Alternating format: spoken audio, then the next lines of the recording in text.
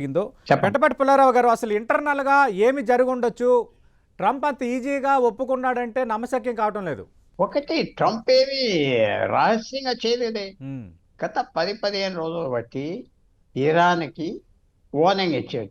ఎందుకంటే ఇరాన్ ఏదో రాకెట్స్ వేస్తుంది, డ్రోన్స్ వేస్తుంది, అలాగ 100 రోజులు ఇంకో 200 రోజులు చేస్తే అమెరికా కుదరదు. ఉమ్, సీరియస్‌గా బాంబ్ చేసి ఫినిష్ చేస్తాను ఇరాన్ అని వార్నింగ్ ఇచ్చాడు. ఉమ్, ఆ వార్నింగ్ తరఫున ఆయన మానసికంగా, సైకలాజికల్‌గా బ్రహ్మాండమైన యుద్ధం చేశాడు. ఉమ్, గత 7 రోజులు బట్టి ఇరాన్‌కి వార్నింగ్ ఇచ్చి చాలా అసహ్యంగా, చాలా అగ్రెసివ్‌గా మాట్లాడాడు.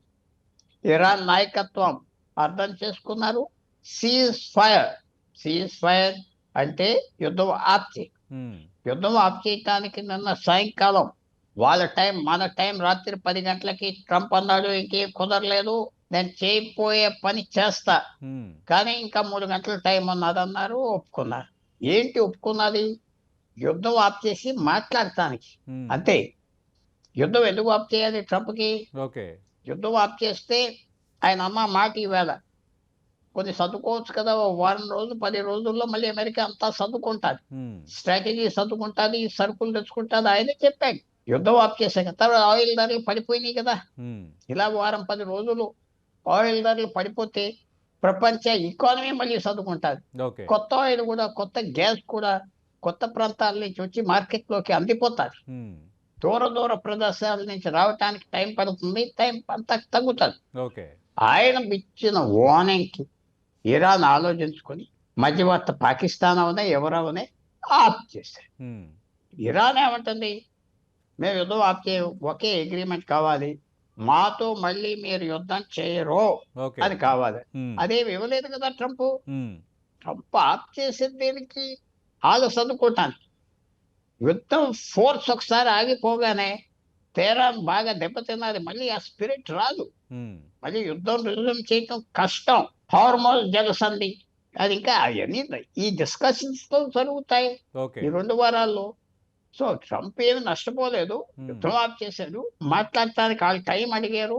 బ్రతిమాలారు, ఇస్తున్నానని చెప్పాడు. ఆయన వర్షన్ ఆయన చెప్తున్నాడు. ఓకే. సీజ్ ఫైర్ అవ్విందా లేదా? అవ్వింది. ఉమ్, అది మెయిన్ థింగ్. ఓకే.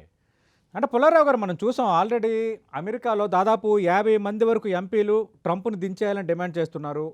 అంటే ఇంపీచ్‌మెంట్ భయం వల్ల కూడా ఇలా చేశారంటారా? ట్రంప్‌ను ఇంపీచ్ చేస్తారా? అంటే ఏం చెప్తారు? ట్రంప్‌ని ఇంపీచ్ చేయటానికి ఆళ్ళ దగ్గర మెజారిటీ లేదు కదా! హ్మ్. సెనెట్‌లో లేదు. ఆళ్ళ లోవర్ పార్లమెంట్ మన లోక్‌సభ లాటిల్లో లేదు. ఊరికనే యాక్షన్. మన దేశంలో గూడా హ్మ్. చీఫ్ జస్టిస్‌ని ఇంపీచ్ చేస్తాం. ఎలక్షన్ కమిషనర్ ఇంపీచ్ చేస్తాం. హ్మ్. వైస్ ప్రెసిడెంట్‌ని ఇంపీచ్ చేస్తాం అని పెట్టేవారు గదా! అవును. లేటెస్ట్‌గా స్పీకర్‌పై పెట్టారు గదా! స్పీకర్ అవిశ్వాస మీద పెట్టారు. తీర్మానం. అంతే. హ్మ్. ఆ రోజు పబ్లిసిటీ వస్తాది. అంతే.